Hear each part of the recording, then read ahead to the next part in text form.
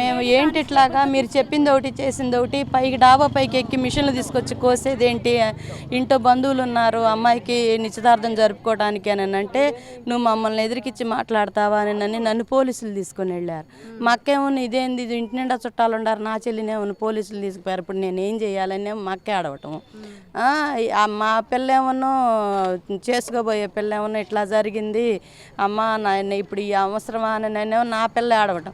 అట్టా ఇంటేళ్ళ 10 సంవత్సరంన్నర నుంచి మమ్మల్ని ఎంత దుఃఖమయం చేశాడంటే అమ్మ ఎంతో నరకం వెళ్ళబోసాము, అది భగవంతుడికే తెలుసు. మా మొర మాత్రం దేవుడు గట్టిగా రామయ్య తండ్రి ఆలకించి అతన్ని పాతాళ లోకానికి మా పవనన్న చెప్పాడు, నిన్ను పాతాళ లోకానికి తొక్కేస్తాను జగను అని పాతాళ లోకానికి తొక్కేసేసి జగన్ని మా అభివృద్ధి చేయటానికి మా నాన్న ముందడుగులోకి వచ్చాడు.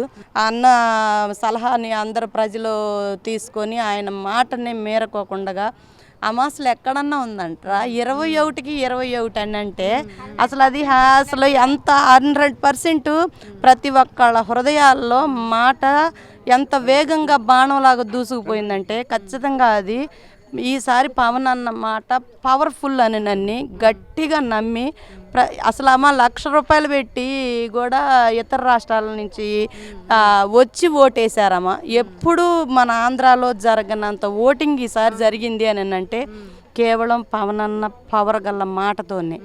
అది చాలా అసలు మేము ఎంత ఆనందపడ్డాము.